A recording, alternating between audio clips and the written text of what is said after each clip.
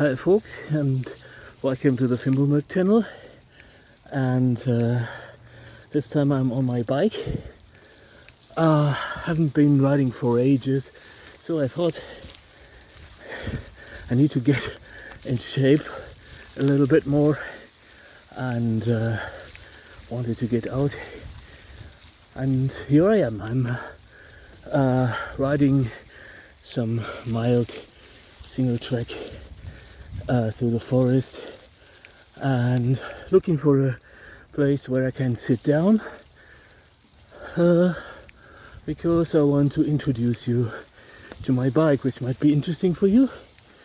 So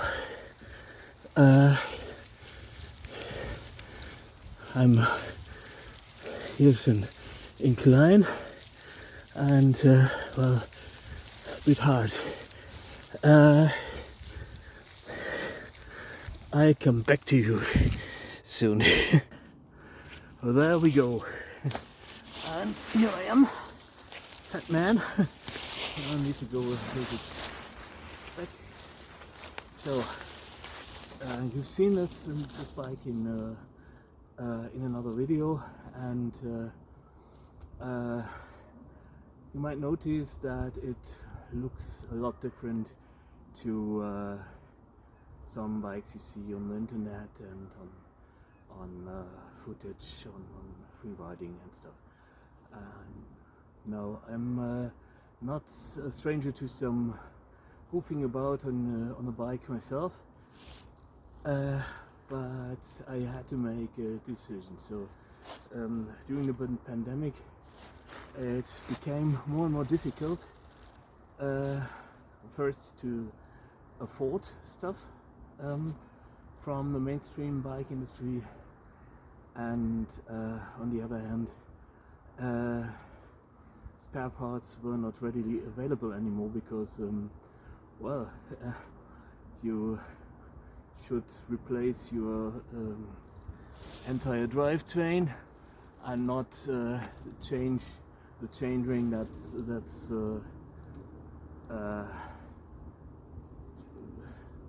worn out. And so I really love biking a lot, and at one time it was the only thing that kept me sane. So I thought, well, you need to do it more sustainable, and I was at my favorite bike shop then. When I was shopping for my last bike, which was a Dartmoor Primal, nothing wrong with that, really great bike, and I still have it and I still ride it. But I was several years ago when I was shopping for a bike and got the Dartmoor because I thought, yeah, well, why not have fun a little bit more. And this exact frame was hanging in the window at that time, and I was like, yeah, no suspension fork, because this is what it is. It's a totally rigid bike, and yeah, well, and you want to ride with your buddies and want to keep up with your buddies and stuff and everything. But so I got the Dartmoor, and I was like, well, okay. And I rode the Dartmoor, and in the meantime, well, I got out of the club that I had found, and the club itself dissociated. No one was riding anymore, and happens to a lot of people. It's nothing new to anyone, so it's nothing special. And it was increasingly the case that I was just riding out to the hills in order to simply get out and away from human beings and stuff, and sitting on a hilltop and sipping a little bit of chaga tea or coffee or something I brought with me in a flask. And so I rode less and less real gnar. Well, a beginner might still think pretty gnarly what I ride, but on the other hand, it isn't. It's no big drops, no rooty shoots or something like that. So I know I was riding more in order to get out into the woods and getting my peace of mind and everything. And well, for that 180 mil fork at the front was a little bit much. And I was constantly worrying because I had even less money than I have now. Then because service of the fork costs an arm and a leg, pun intended.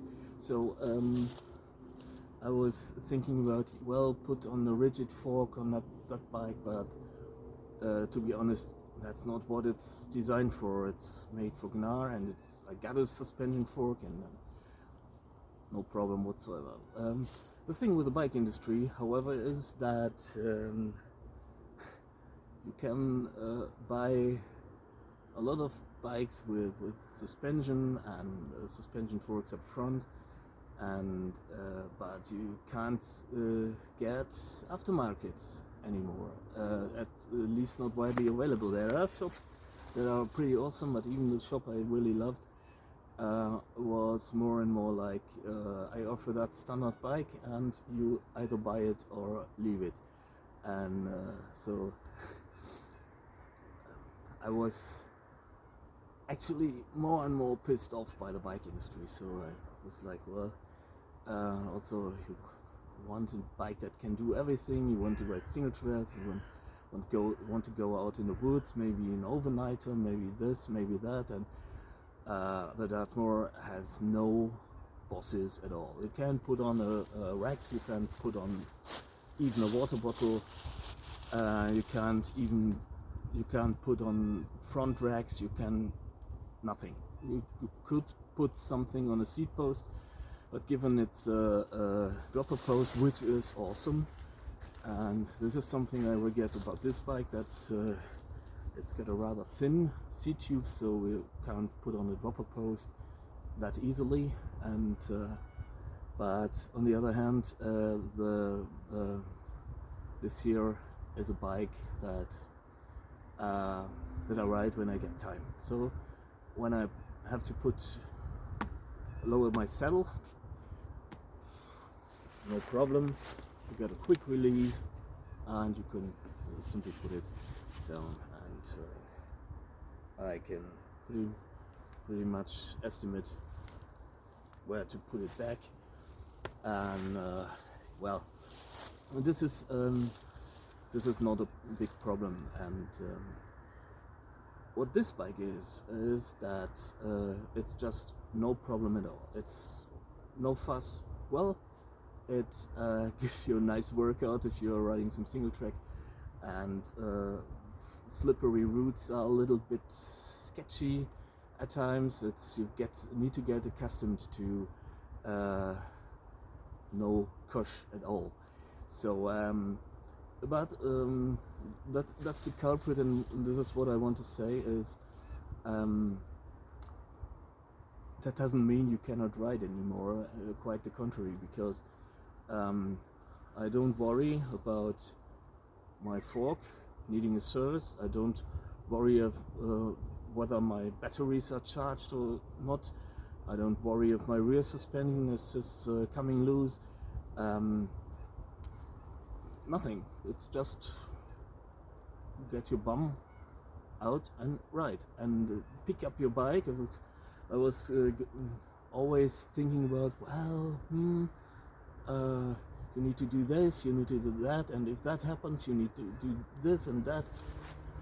And now it's just I'm going down into my cellar, pick up my bike, get out the door, and put on my helmet and just ride. And well, also, well, as you know, I'm not a big fan of those survival mindsets and stuff. But what this also can be is a perfect bugout bike. First, it doesn't look any special. It isn't. It is special, by the way. It's Surly, and I really love that brand. If you want to give them a look, visit their homepage. They get an awesome blog with a lot of wicked humor, and they're just plain cool. They simply get mountain-bike spirit. It's just awesome, and so feel free to drop by them and have a laugh, or buy a bike if you want, but that's not even what they are after. Make it your own is what they keep saying, and this is what you can do with the bikes.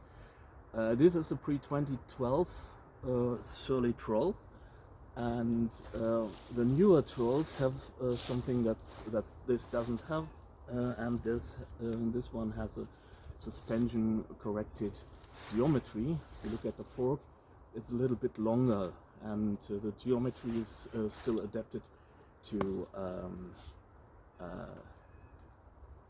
longer fork. It's not for a freeride fork, obviously, although I should say it might stand up to that too. I don't quote me on that, because the leverage might be a little bit too much for the frame, and what I wanted to put on were some decent brakes. Those are not top of the line either. This is just Magura's MT5, but they perform well enough. Up front there's a 203mm disc, which is a little bit too much for the fork, because you get a little bit of rattling if you really stand up on the brakes. So this might not be ideal. On the other hand, I love just using one finger, because my other bike's an anvil. It puts a little bit of stress on your hands and wrists, and so it's nice to have one finger, to just use one finger to really put on some stopping power. I also put on some really ugly touring grips. Need to find another way, because it's a little bit awkward. But what these do is they offer a little bit of cush. If you mount them the way I did, you can hang loose a little bit more. You have a little bit more freedom, and so that's also beneficial. On the other hand, the fork is triple butted, and it is really surprising how well it absorbs rough stuff. It's actually, since my suspension fork was really I set up my fork rather stiff for Gunnar and high speeds and stuff. The difference at low speeds is not it's just marginal. It's not. You will notice if you slam this bike down a drop. I did, and on the other hand, the frame is triple butted too. It's their signature true temper chrome moly, meaning it is chrome molybdenum steel. It's an alloy of chromium and molybdenum and carbon, obviously, and iron. And this is not entirely rust resistant, but it doesn't rust that fast like a pure carbon steel. But it is really it welds really great, and and someone on this frame really knew their shit. This is just I have forged swords myself, and I cannot help but compare the physical properties of this here thing to what happens on a good sword if you parry a blow. It's just you for one, the geometry is really really awesome. It's really great. It lends a lot of confidence to the rider, and so there was never a situation to date where I felt sketchy or awkward, and even down some gnar and single trails and even some light enduro trails in the vicinity. At one point I was riding down an enduro trail and simply forgot I was on a rigid bike and sailed off a drop, and obviously it went bang when I landed. But what is really fascinating is how the blow walks through the steel and is transferred into nothing. It's just obviously there is more stress on your wrists and body and stuff, and you really feel it, and obviously it has a little bit less control than a suspension bike or a hardtail or something, but it is quite fascinating because the difference is not that huge. It's just something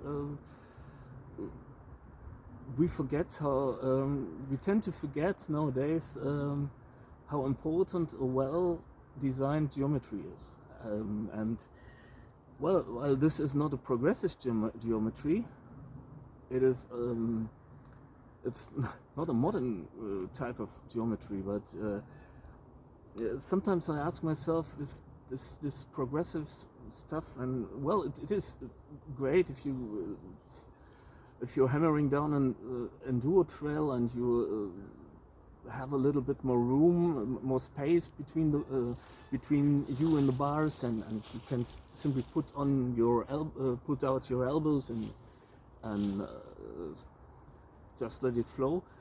On the other hand, bunny hopping such a bike or manualing such a bike is a little bit harder than on this one. This goes up into the air and with a flick of your wrist, and this is really reactive, responsive, and you can really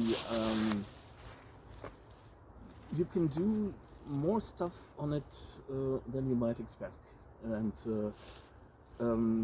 also at one point I was riding a staircase and I was getting faster, and it was only when I dropped the last set of stairs, and nothing big. It's no fart, and not some downhill guy who drops, say, 30 stairs at once. It was 3 or 5 stairs, don't know. But it was only when I dropped the last staircase that I realized I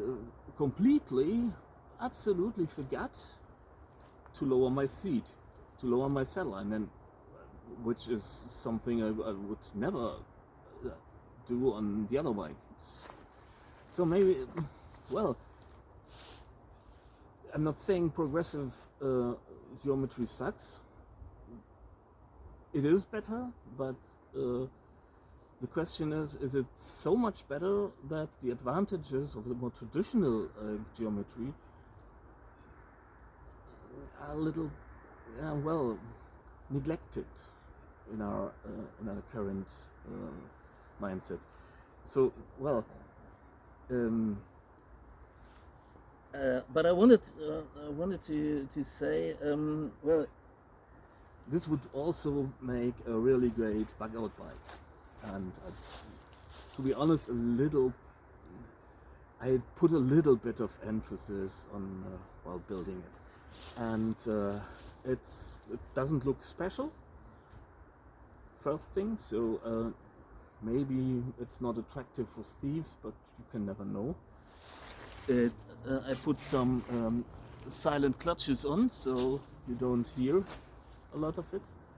I need to put on some, shame on me, I need to put on some protection on the chainstays. One, to protect the chainstays, and two, to silence it a little bit more. And what this bike has is you got a lot of space for everything. You can put on a bob trailer, you can put on racks front and rear, you can put some lowriders on, you can put medium rack, and you can put genuine front rack on. You get bosses for which is also not self-evident, is you get some cantilever bosses on, like that.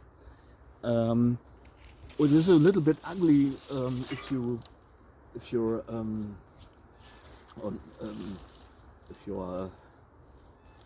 an everyday scenario, but given I got a lot of old cantilever brakes and V-brakes in my man cave in the cellar, so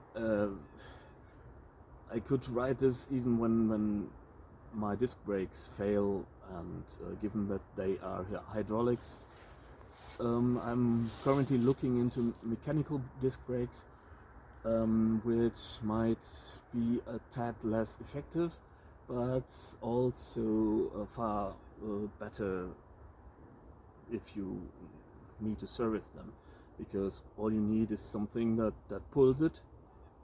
Might even be a piece of twine. It's not that durable, obviously, but you could do that in a pinch to simply to get home or something.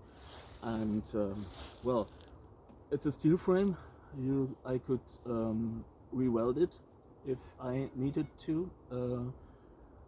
Maybe I will lose some of that wonderful temper, but well, we all lose our temper some day or the other. And well, and so this would be also an idea to look into that as a bugout bike. Talking of which, is a lot of times you see some survivalists claiming, well, I built myself a bugout bike, and what you see is a little e-bike with strange geometry and fat motorcycle tires and a motor and stuff. Well, if the power goes out, what do? Charge your batteries on your solar panel? Well, you might do that if you got solar panels.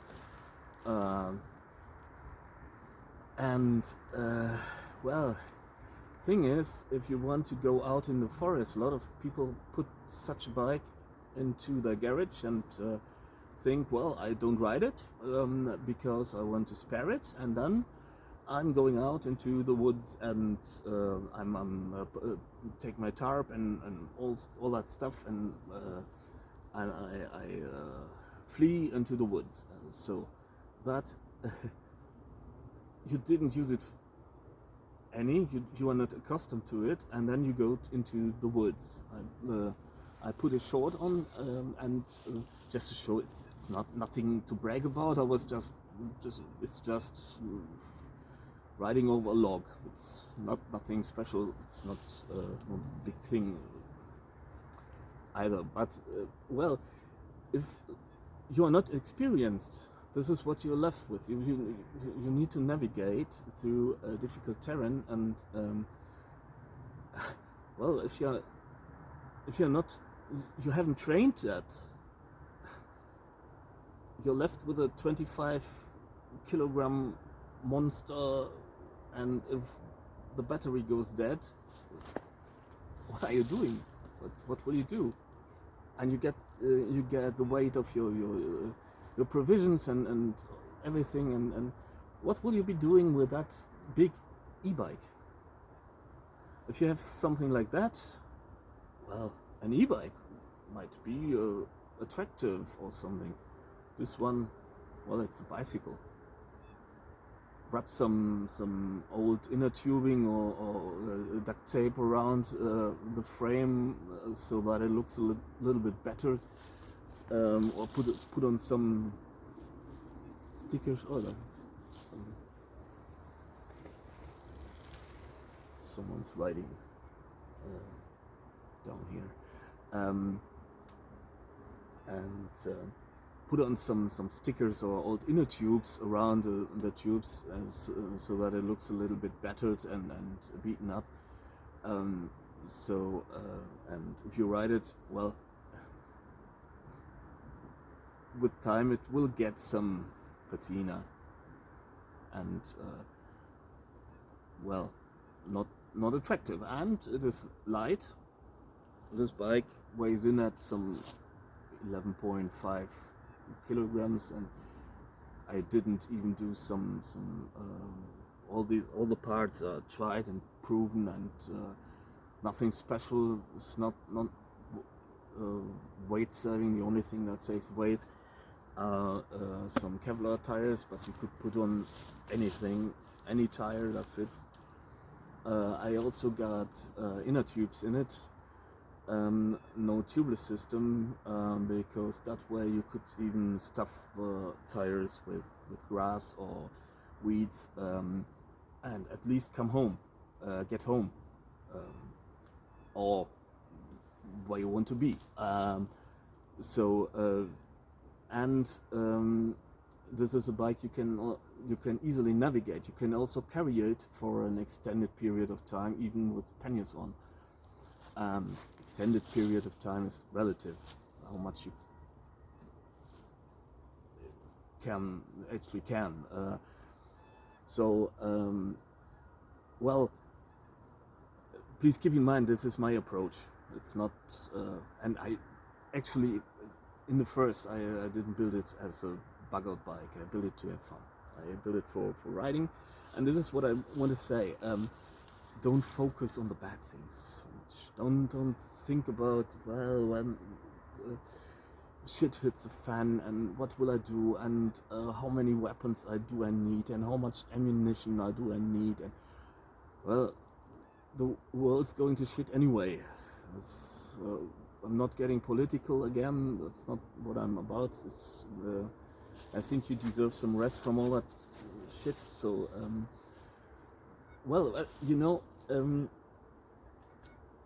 even in a really bad scenario, there will be time you can get out on a bike like that, because it will be still working.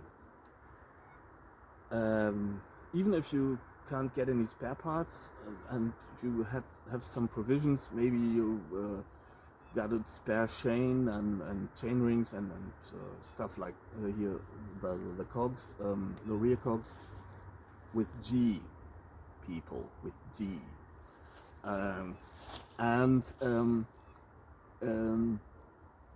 if you got something like that and some basic tools, you can keep this running for a long time. And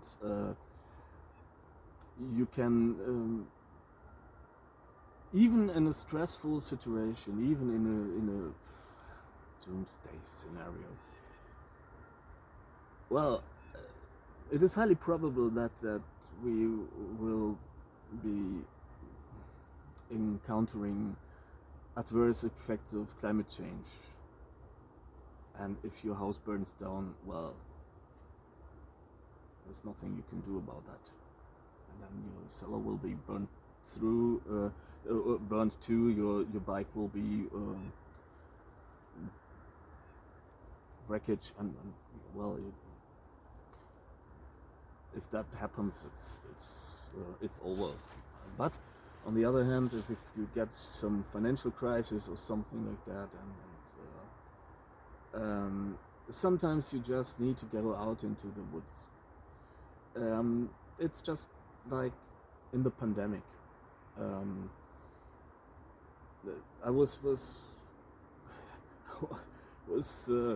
I Actually, I'm an introvert, so I wasn't suffering too much, but all that media pressure and political pressure that was put upon us wasn't exactly good for my mental health, and it was a really great thing that I had that bike and I could go out into really remote woods without paying too much for public transport, and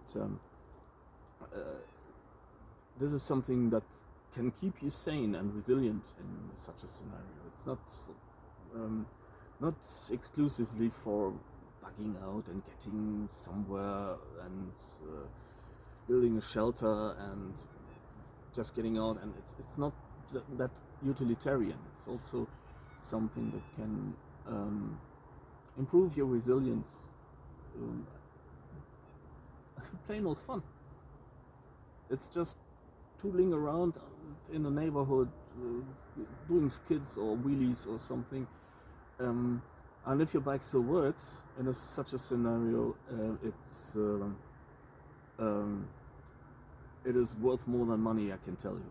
It's really, it saved my butt. And this is what it is all about. I think what we have lost in the mountain bike scene, and I've been riding for 40 years now, and I was one of the first in my region.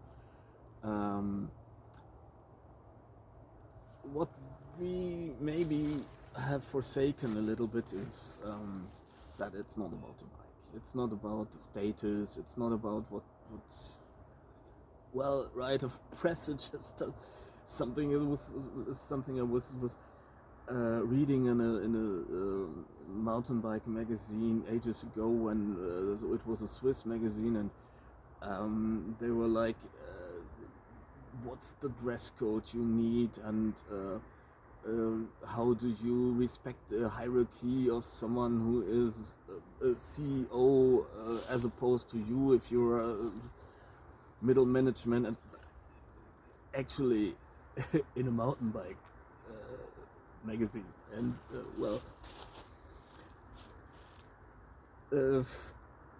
this is what happened. And on the other hand, I was riding with kids on in a school in a social focus, and they were on utter crap. They were on Huffys and Walmart bikes, to get an example that you guys might understand. Grocery bikes, I call them. It's just, they were,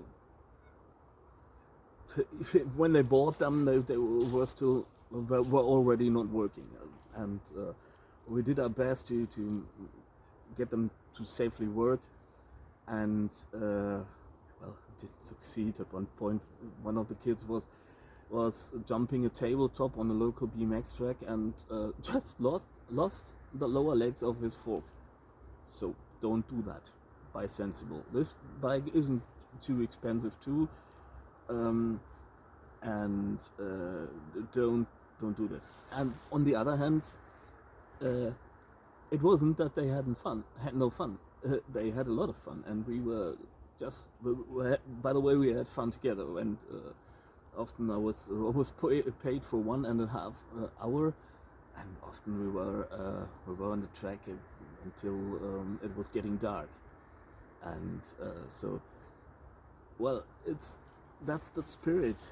It's just about bikes, getting out on bikes, having fun, building up resilience, and the woods, of course, and